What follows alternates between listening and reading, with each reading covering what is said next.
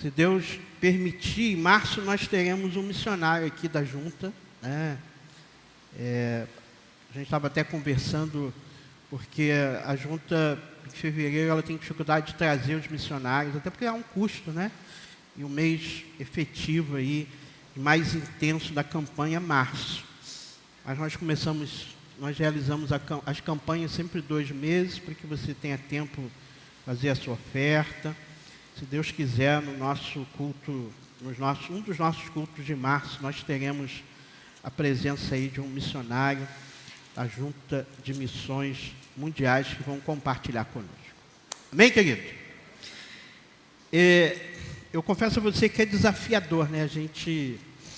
Eu confesso aos irmãos que há um tempo atrás eu tinha às vezes uma dificuldade de falar sobre um tema de missões, né? Porque assim, eu não sou missionário, como é que a gente vai, né, falar de uma realidade que não é nossa? Mas Deus mudou isso no meu coração há muito tempo. Primeiro porque eu sou um missionário também, né? Você que está aí é um missionário também. Todos nós recebemos a missão como testemunhas de Jesus, de proclamar o nome dele. A grande comissão nos diz que Jesus nos chamou, né, para fazer discípulos. Então, você foi chamado para isso. Então, você é um missionário. Fala para a pessoa que está do teu lado aí, você é um missionário. Então, você é um missionário. A gente precisa entender que existe aquelas pessoas que têm um chamado específico para um campo específico. Nós, nesses 2 meses, vamos pensar sobre a Junta de Missões Mundiais. E a Junta de Missões Mundiais, logicamente, trabalha com a evangelização fora do Brasil. Existem pessoas, né, homens e mulheres, que ouviram o chamado, estão espalhados em vários campos, espalhados no mundo todo. Né, no mundo todo.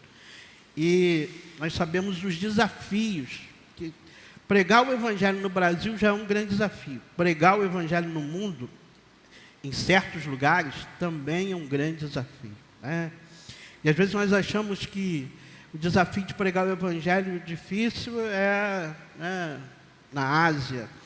Mas não, irmãos, na Europa, a pregação do Evangelho tem se tornado extremamente difícil também. Há um clamor para que missionários cheguem até a Europa, um continente que tem se esfriado, né, na sua espiritualidade, e há um clamor para isso. Mas eu não tenho nenhuma dificuldade hoje de falar, porque eu sou um missionário. E uma outra coisa que eu entendo é que, como é que funciona como batistas a nossa visão missionária? Nós temos 2 juntas de missões.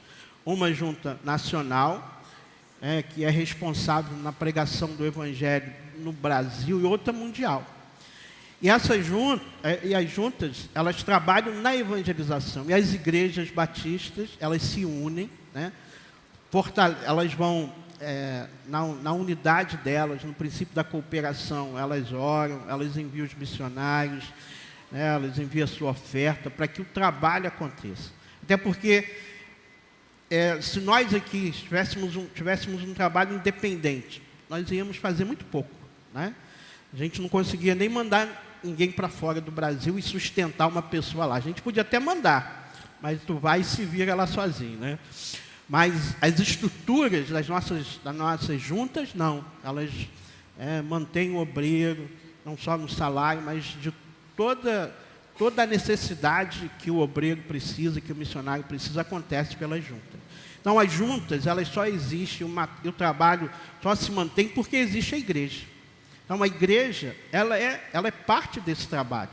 Então, nós não apenas somos missionários aqui, mas nós somos parte daquilo que Deus está fazendo através dos missionários no Brasil e no mundo. Com a sua oração, com a sua contribuição, né, com o seu envolvimento na obra missionária. Então, quando nós assistimos um vídeo, quando um missionário vem aqui e compartilha as suas experiências, nós fazemos parte disso, irmão. Você ora por isso, você trabalha por isso, você coopera com isso para que o trabalho se mantenha. Então, nós somos parte disso, cada um na sua função. Né? O missionário vai, mas existe a igreja que vai dar um sustento, que vai orar, que vai interceder, que vai enviar a sua oferta. E é assim que nós funcionamos. Então, falar de missões é falar daquilo que nós vivemos. Nós, como igreja aqui, temos trabalhado missões, não só nas campanhas, o ano todo nós apoiamos projetos missionários. Então, é algo que a igreja vive. Falar sobre missões deve gerar no nosso coração, como gera no meu, uma grande alegria. Mas é um desafio, né? Pregar sobre um tema que é tão importante. O tema, como já foi dito aqui, da junta nesse ano, é porque o Filho vive e voltará, vamos completar a missão.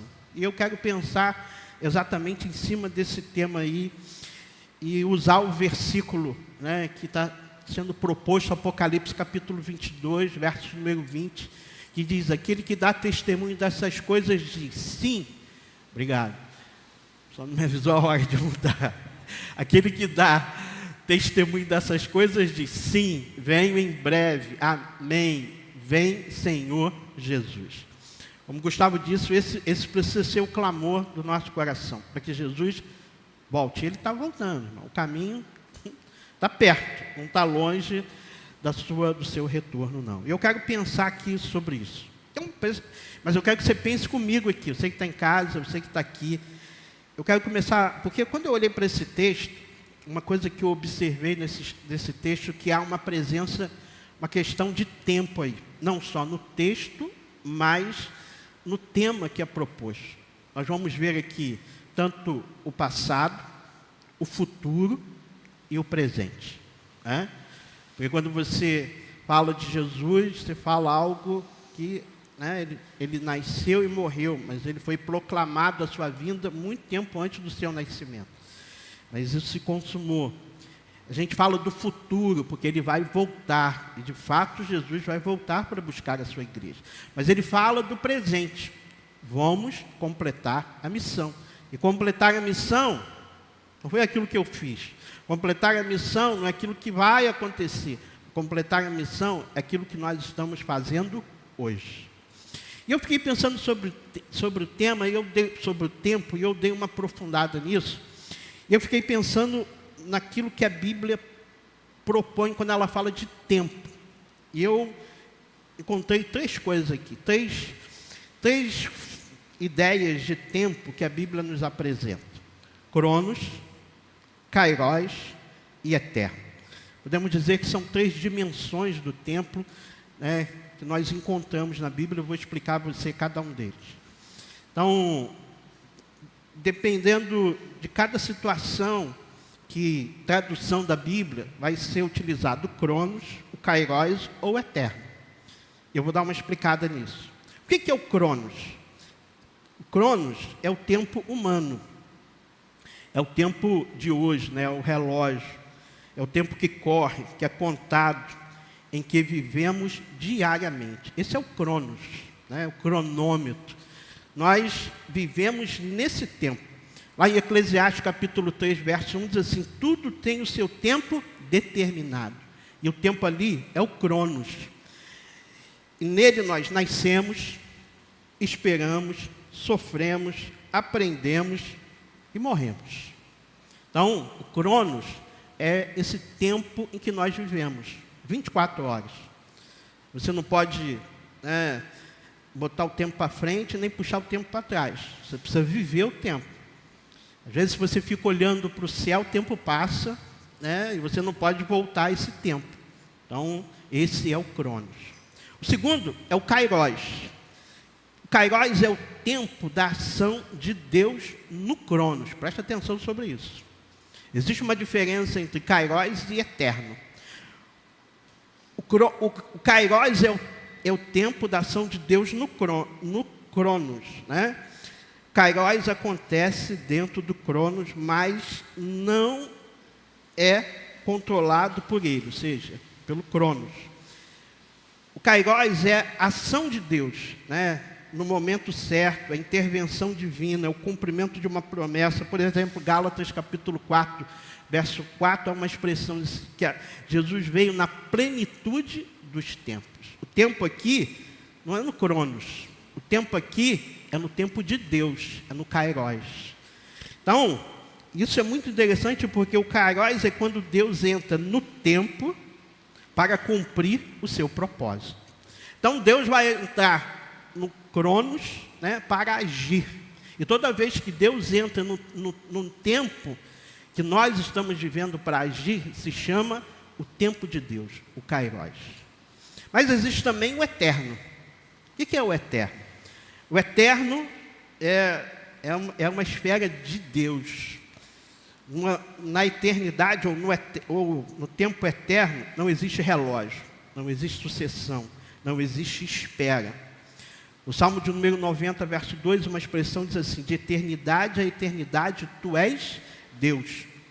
Então, o eterno é a natureza de Deus, o destino final do reino, a realidade plena que guarda os salvos. Você vê que a Bíblia diz que nós recebemos de Cristo a vida eterna.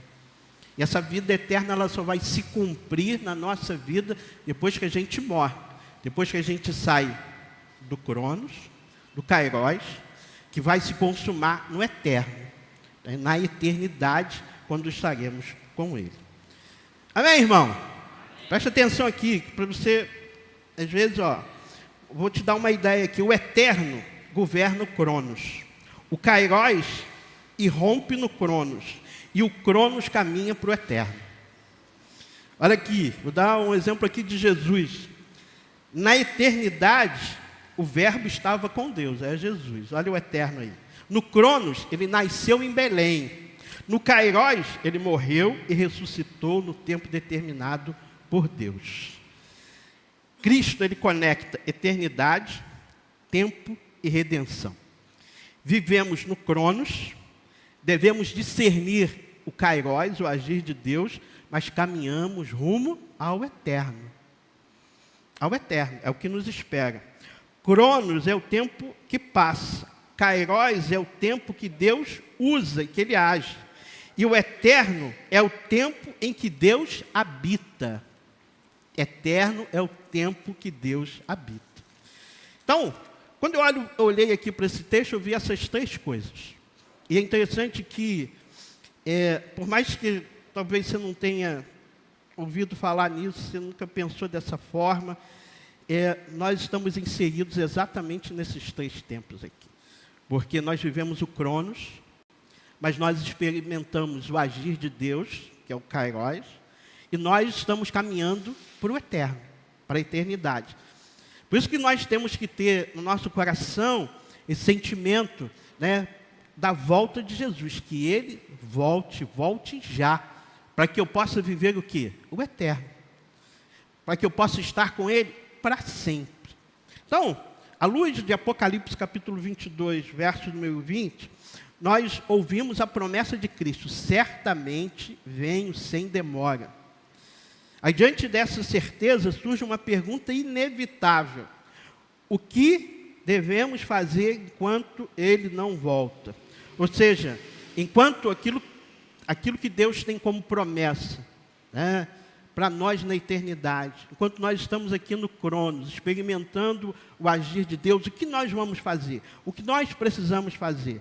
Está exatamente no tema proposto. Precisamos completar a missão que Ele nos confiou, até o dia que Ele nos chamar.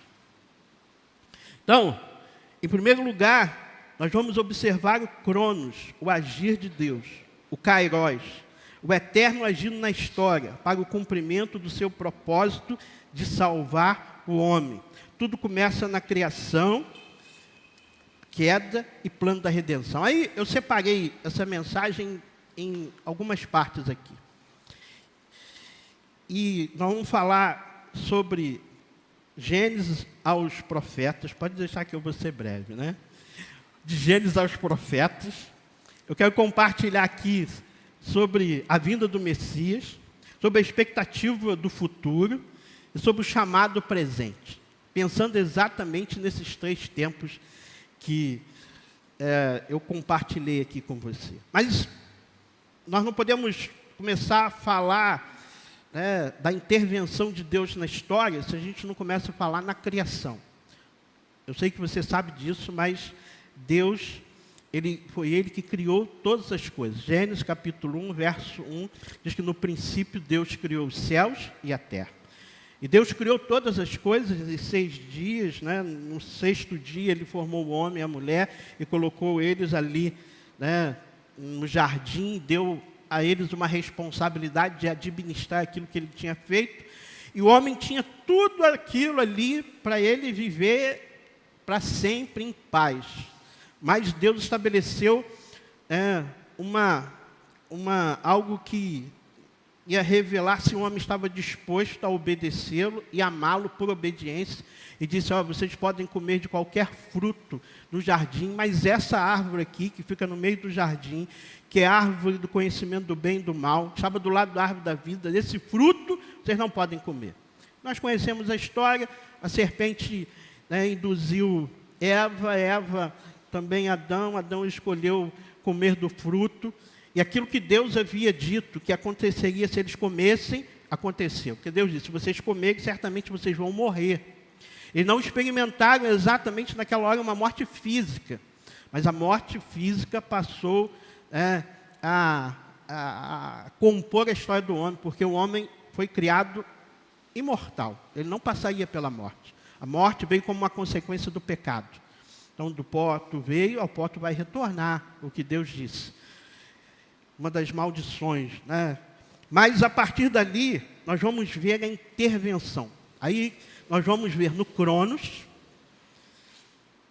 nós vamos ver no tempo o agir de Deus, apontando por uma promessa que ia trazer esse homem novamente para Deus, para um relacionamento com Ele. Deus queria restaurar esse homem agora afastado de Deus pelo pecado.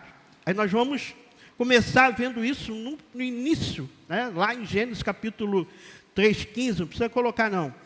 A Bíblia nos diz que logo após o pecado, Deus prometeu que da semente da mulher que esmagaria a serpente. Ou seja, ele estava fazendo referência de Jesus.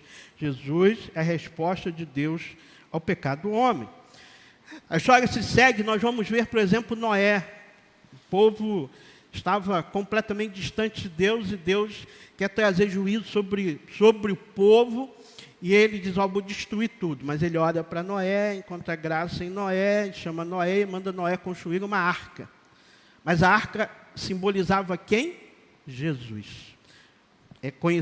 Nós conhecemos a arca como a arca da salvação. Então, na arca havia uma única arca e uma única porta. Assim como a arca salvou Noé, Cristo é o único caminho para a salvação. O texto fala aqui também, né, de Gênesis capítulo 22, quando Deus chama Abraão e pede para ele sacrificar o seu próprio filho, o filho da promessa, Isaque. O capítulo 22 diz que, né, Abraão caminhou 3 dias, subiu o monte que Deus havia determinado, ele amarra o seu filho, quando levanta lá o cutelo para matar o seu filho, o anjo aparece e tem um cordeiro, ele mata aquele cordeiro. Então, da mesma forma ali, Isaque no altar, aquele filho que foi oferecido naquele altar, da mesma forma, Deus ofereceu o seu filho na cruz e não poupou o seu filho para nos salvar. Aquele momento apontava para Jesus. Nós vamos ver lá em Êxodo capítulo 12 até o capítulo 16, né, quando o povo estava cativo lá no Egito. E nós vamos ver a história das pragas. Na última praga, que foi a praga da morte dos primogênitos, qual é a ordem que Deus dá para que as famílias se reunissem, as famílias pequenas se juntassem com outros e matassem um animal, um cordeiro. Né? Precisava ser de 1 ano, não poderia ter nenhum defeito. E quando matasse esse animal, passasse o sangue nos umbrais da porta, porque naquela noite o anjo da morte passaria, e onde estivesse a marca do sangue, o anjo não entraria naquela casa, não existia morte. Isso apontava para quem? Quem é o Cordeiro Pascual? Jesus. A Bíblia fala que o povo passou pelo deserto, e no deserto o maná caía todos os dias, para que aquele povo pudesse se alimentar. 40 anos, todos os dias pela manhã, menos no sábado, quando eles acordavam, o pão estava lá, eles tinham apenas que pegar a porção que cabia a cada um deles. E o maná representa quem? Jesus, o pão da vida. Nós vamos ver lá no livro de Ruth, a palavra nos conta que Boaz, né, foi o resgatador de Ruth. Ele pagou um preço, da mesma forma Jesus pagou o preço pela nossa vida ali na cruz do Calvário. Nós vamos ver a promessa de Deus a Davi, né, lá em 2 Salmo, no capítulo 7, que Deus promete um reino eterno. E esse reino vai se cumprir na pessoa de Jesus, como aquele que vai reinar eternamente. Nós vamos ver José lá no Egito. Né? José foi aquele que foi vendido pelos seus irmãos, se tornou escravo no Egito, mas ele se tornou o segundo homem do Egito. E Deus colocou ele ali com o propósito de salvar o seu próprio povo, porque no meio de toda aquela fome, né, ele teve a possibilidade de que o seu povo fosse para o Egito, e ele foi guardado ali. Rejeitado pelos irmãos, mas usado por Deus para salvar muitos. Não foi diferente de Cristo, por isso aponta para Jesus. Cristo foi rejeitado, mas se tornou o Salvador do mundo. Salvador do mundo. A Bíblia fala do Salmo 23, e fala, né, do pastor, do bom pastor, e Jesus, quem ele é? Ele é o bom pastor. Jó passa por toda aquela sua luta, enfrenta todas aquelas questões, mas Jó, ele declara: eu sei que o meu Redentor vive. E o Redentor quem é? Aquele que traz a redenção é Jesus. O profeta Isaías, que é um profeta messiânico, capítulo 7, verso 14, capítulo 9, verso 6, versículo 53, ele vai falar do Emanuel, do filho que foi dado, do servo sofredor. Conhecemos bem Isaías capítulo 53, que ele fala, né, traz um relato do que seria a crucificação de Jesus, apontando para quem? 700 anos isso acontecer, apontando para Jesus. Então, no Cronos, no tempo, nós vamos ver a ação de Deus, preparando todas as coisas para a vinda de Jesus. E isso vai se consumar lá no Novo Testamento. Então, Lucas, ele vai falar do nascimento de Jesus. Ele vai se apresentar, o texto nos diz que os anjos aparecem para os pastores, e nós conhecemos bem, né, a gente, alguns meses atrás, estávamos no Natal, e a gente repete muito esse versículo, né, e que fala exatamente de que o rei nasceu, o anúncio do nascimento de Jesus. Eis que vos trago novas de grande alegria, pois o Salvador nasceu. Então a promessa de Jesus, a promessa da vinda de Jesus, a promessa de Deus para resgatar o homem vai se consumar no nascimento de Jesus. O verbo se fez carne, mas Jesus nasceu com um propósito. Qual é o propósito da morte, do nascimento de Jesus? Dele morrer na cruz. E ele foi levado à cruz e morreu, mas Jesus ressuscitou ao terceiro dia. Ele venceu a morte, ele vive. A ressurreição confirma que o Filho vive. Por isso que o tema lá, porque o Filho vive, nós podemos declarar isso, queridos, com muita intensidade, com muita verdade, porque entendemos de fato o sentido disso, porque o nosso Salvador não ficou na cruz, o nosso Salvador não está em nenhum sepulcro, seus ossos não estão em lugar nenhum, porque Ele ressuscitou. Ele ressuscitou. Ao ressuscitar, Jesus estabelece, a sua vitória. A Bíblia diz que um novo e vivo caminho foi aberto. O caminho da salvação, a consumação daquilo que Deus havia prometido. Mas a ressurreição, Jesus vai estabelecer a igreja, vai passar a igreja uma missão. Qual é a missão da igreja? Anunciar o evangelho até os confins da terra. A igreja não existe apenas para se reunir, mas a igreja existe para testemunhar. Nós fomos chamados não apenas para estarmos juntos no ambiente, mas nós fomos chamados para sermos embaixadores de Cristo, para anunciarmos o amor de Cristo. Nós somos o corpo vivo de Cristo no mundo, né? E precisamos viver exatamente dessa forma. Mas eu quero parar aqui um pouco lá na ressurreição de Jesus e olhar para o futuro. Porque o texto em que nós lemos e o tema que é proposto diz que ele vive, mas que ele voltará. Hoje, infelizmente, um dia desse eu disse aqui para os irmãos, eu já ouvi alguns teólogos, alguns homens que no seminário eu fiz trabalho dos seus livros, dos seus materiais, e hoje esse pastor, pelo menos 2 eu ouvi, eles falando isso, dizendo que essa história de que Jesus vem buscar a sua igreja é mentira, de que isso é um engano, que isso não vai acontecer. É triste, irmãos. O texto que nós lemos aqui, eu fico preocupado com isso, porque o texto em que o Gustavo leu aqui, o verso 18, diz assim, olha, declara a todos os que ouvem as palavras da profecia deste livro. Olha o que diz. Se alguém lhes acrescentar algo, Deus lhe acrescentará as pragas descritas neste livro. Se alguém tirar alguma palavra deste livro de profecia, Deus tirará dele a sua parte na árvore da vida e na cidade santa, que são descritas neste livro. Então, se alguém se propõe a mudar o que está aqui, ou acrescentar ou tirar, vai sofrer consequências. Não é fácil, não. Esse negócio que Deus me deu uma nova revelação é furado, não entra nessa, não. Porque a revelação já está aqui, irmão. A palavra é a revelação de Deus para nós. E uma verdade que precisamos crer é de que Jesus, ele vai voltar. Que Jesus vem buscar a sua igreja. E essa precisa ser a nossa esperança. Essa precisa ser a esperança da igreja. Ele voltará para nos buscar, né? E temos que crer nessa promessa. Bota aí para mim João capítulo 14, a partir do verso de número 1. Veja aí, João 14, 1. O que diz a 14, 1? Que o coração de vocês não se perturbe.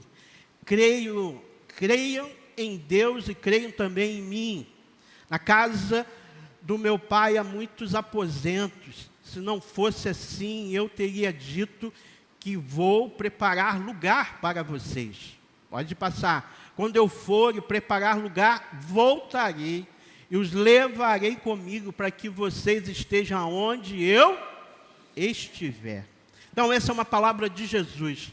Jesus está dizendo aos seus discípulos, ó, não se perturbe o coração de vocês. Jesus está dizendo, olha, eu vou ser julgado, eu vou morrer na cruz, mas não fiquem preocupados. Porque eu vou voltar. Eu vou ressuscitar e eu vou voltar para buscar a minha igreja, para que aonde eu estiver, vocês possam estar também. Aí, aonde o discípulo pergunta, Senhor, mas onde é que tu vai? Para onde é que tu vai? Tomé diz, Senhor, não sabemos para onde vais, como então podemos saber o caminho? Onde Jesus, no verso de número 6, bota o 6 aí, um texto que todos nós conhecemos, Jesus respondeu, eu sou o caminho, a verdade e a vida, ninguém vem ao Pai, a não ser por mim. Então, a volta de Jesus não é um mito, é uma promessa. Não é motivo de medo para os salvos, mas motivo de esperança. Nós precisamos viver aguardando um dia que a fé dará lugar à visão e a promessa se tornará realidade no tempo que Deus tem estabelecido que vai se consumar para nós no eterno. E nós precisamos, irmãos, desejar no nosso coração o eterno. Por isso que o apóstolo Paulo disse que o nosso coração, que os nossos olhos não podem estar na terra, mas precisam estar nos céus. Nossos olhos precisam estar nos céus. Aqui, irmãos, é uma passagem nossa. Nós somos estrangeiros nessa terra. Eu lembro aqui de uma história que eu não sei se eu já contei nesses 20 anos, deve ter contado, né, algumas vezes. Mas a história de um casal de missionários que chegaram, se aposentaram no campo missionário, eles chegaram no Brasil e esperavam uma festa. Quando chegaram lá, acho que eles vieram de navio, não tinha ninguém para receber eles. E eles ficaram tristes. E o marido, né, mais impetuoso, chegou em casa, né, fica aí falando com o teu Deus que eu vou dar uma caminhada. E quando ele volta, ele pergunta, você falou com o teu Deus? Ninguém recebeu a gente, ninguém veio, né, dar um abraço. Aí ela falou, eu falei com ele. E o que ele disse? Ele falou que a gente não chegou em casa ainda. Porque a nossa casa é lá em cima, irmãos. É no eterno, não é aqui. E às vezes nós estamos tão apegados às coisas daqui, né? Às vezes nós estamos tão apegados àquilo que é passageiro aqui. E nós esquecemos daquilo que é o mais importante. Por isso que Jesus disse que nosso coração não pode estar nas coisas desse mundo, mas o nosso coração precisa estar nele. Porque ele é o maior tesouro. Nós precisamos ansiar pela eternidade, para estarmos com ele para sempre. Às vezes tem gente preocupada como é que vai ser lá, se não vai ter, se vai ter comida, se não vai ter, se vai ter Coca-Cola, se tem hambúrguer no céu, né, se você vai trabalhar. Bom, não pensa nisso não. Pensa que você vai estar no céu. Pensa que você vai estar eternamente com Deus, vendo num lugar sem dor, né, sem tristeza, sem lágrima, sabe, sem doença, sem nada.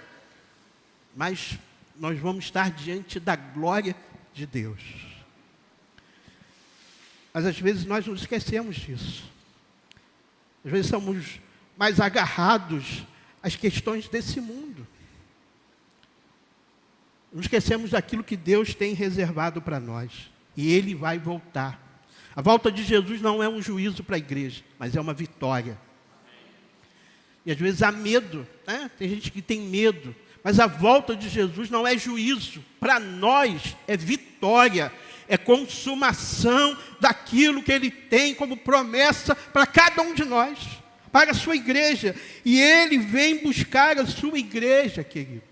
Nós precisamos ansiar por isso. Mas enquanto Ele não volta, pastor, aí eu vou para a quarta coisa.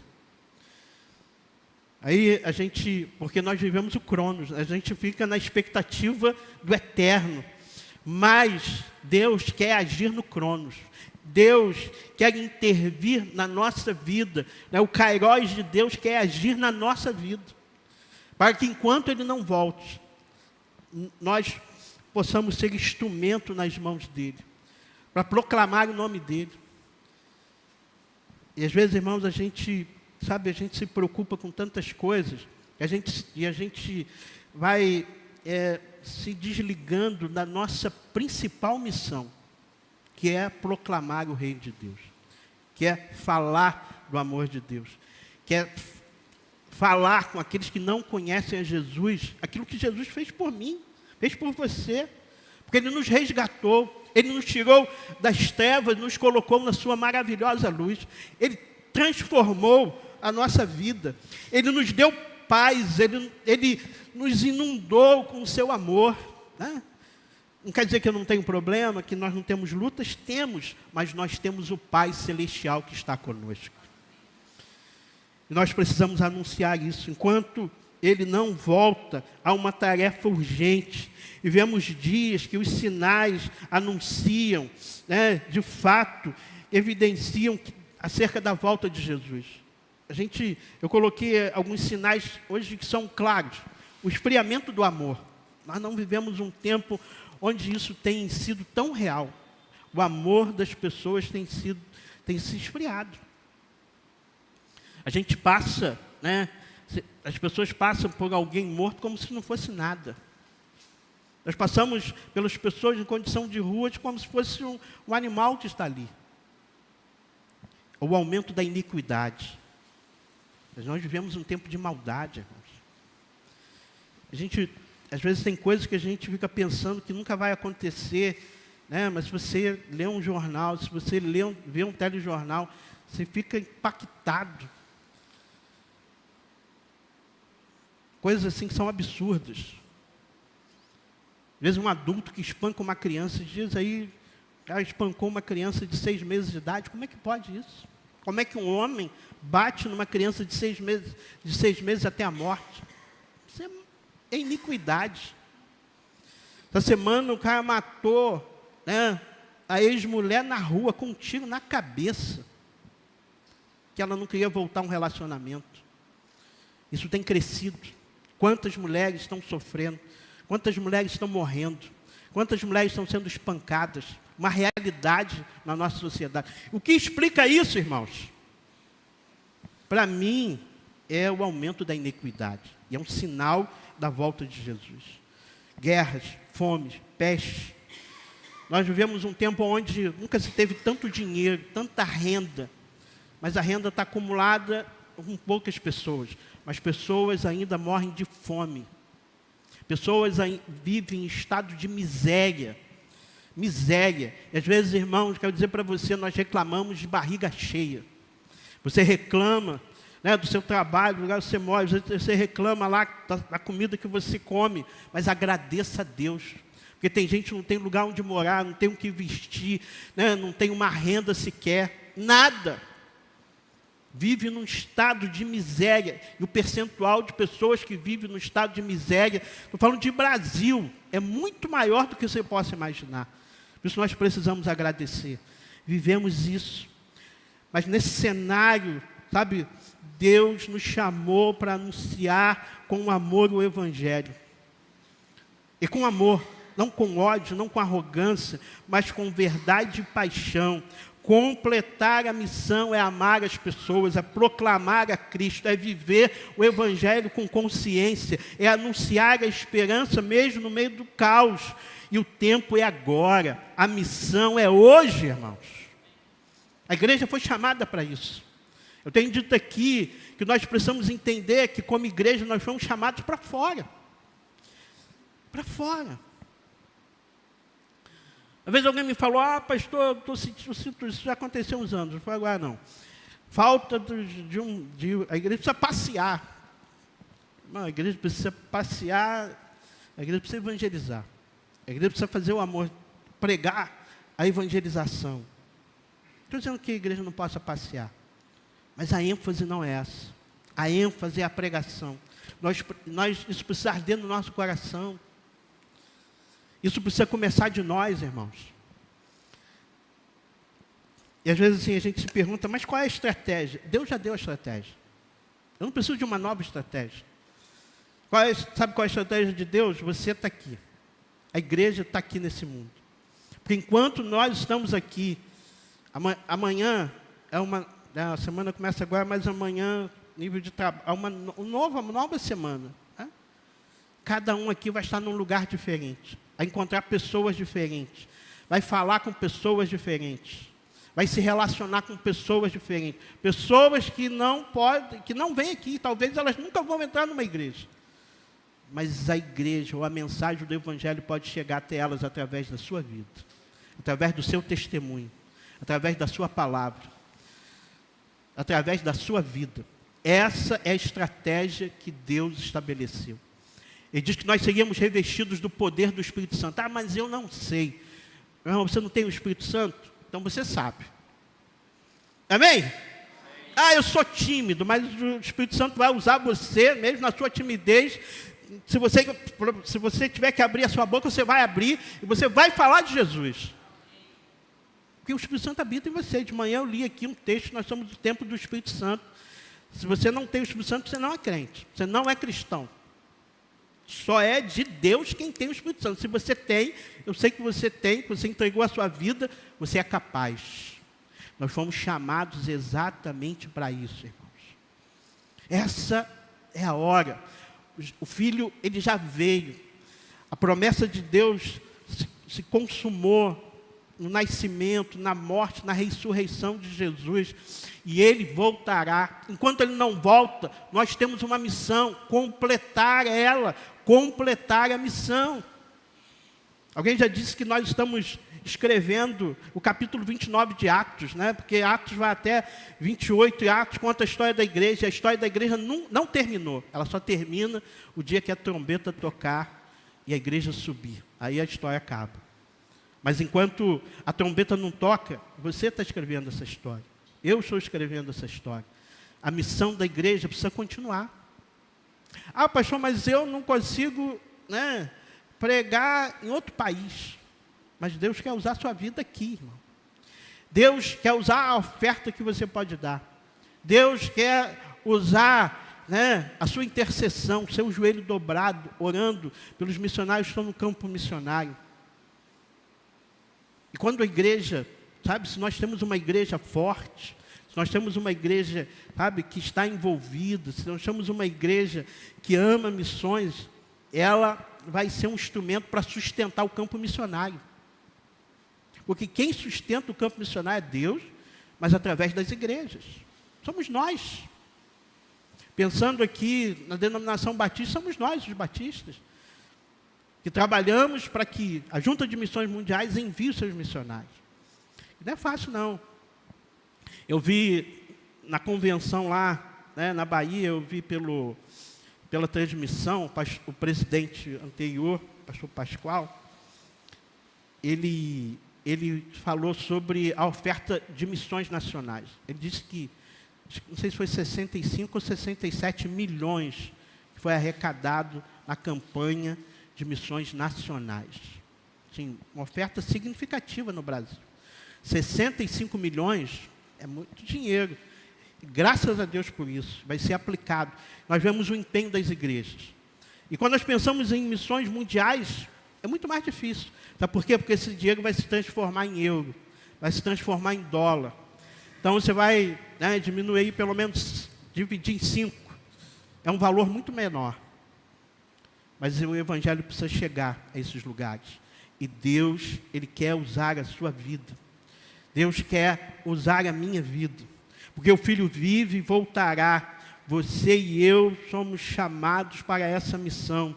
Não sabemos o dia nem a hora, mas sabemos o que fazer enquanto esperamos. Nossa esperança não está neste mundo. A nossa responsabilidade está nele. Somos responsáveis para falar do amor de Deus. A gente sempre diz, desde que eu me entendo como cristão, a gente sempre ouve a mesma expressão, que o nosso campo missionário, o primeiro campo missionário nosso, é a nossa casa, é a nossa família. Esse é o nosso primeiro campo missionário. E é verdade. É verdade. Nós precisamos, né, não desistir dos nossos parentes, da nossa família. Precisamos orar, precisamos falar. Não desista, querido, porque é o Senhor que faz o trabalho, não somos nós. A palavra nos diz que é o Espírito Santo que convence o homem do pecado, da justiça e do juízo. Não somos nós. E Deus age numa esfera que você não vê, mas Ele age. Amém? Às vezes, a gente tem situações que a gente não acredita que a pessoa se converta. Já viu isso? Esse é difícil converter. Não vai mesmo. Não vai mesmo, você já não acredita. É só você falar, querido. É só você compartilhar. Não desista. Não desista da sua casa, não desista da sua família. Não desista dos seus amigos. Tenha intencionalidade, porque nós temos essa responsabilidade. Precisamos anunciar hoje com fidelidade, na esperança de que Ele vem nos buscar e de que muitos ainda serão alcançados pelo Evangelho de Cristo. Então, enquanto Ele não volta, nós precisamos encher o céu. A gente não vai encher a igreja não, pastor. É uma consequência, né? Mas o mais importante não é encher a igreja, é encher o céu. Às vezes você encontra uma pessoa que mora, né, do outro lado da cidade. Você vai lá na minha igreja. Manda ela procurar uma igreja perto da casa dela, irmão. Porque o mais importante é que ela tenha um encontro com Cristo, pessoal com Ele. Mas essa é a nossa responsabilidade. Porque o Filho vive e voltará. Vamos completar a missão. Vamos completar a missão. Que Deus gere no seu coração, querido, um comprometimento com a obra missionária. Você, né, se empenhe em fazer uma oferta. Oferte significativamente, né, para missões. Dobre o seu joelho e ore. Ore pelo campo missionário, ore pelos missionários que passam por situações que às vezes nós nem, sabe? A gente nem dimensiona o que eles passam, principalmente pensando no campo mundial. Difícil. As guerras hoje são muitas. As situações são muitas. Por isso nós precisamos orar. Mas nós precisamos nos mobilizar também como igreja. na evangelização, né? Pensar sobre isso, gerar ações aqui como igreja para alcançar as pessoas. Quando nós realizamos isso, nós estamos completando a missão. Que Deus nos ajude, querido. Né? Que Deus nos ajude para que no Cronos, no nosso tempo, a gente possa experimentar o Kairos, o agir de Deus, através da nossa vida. Para que não só você entre na eternidade, mas para que através da sua vida, outras pessoas entrem na eternidade junto com você, para a glória dele. Amém?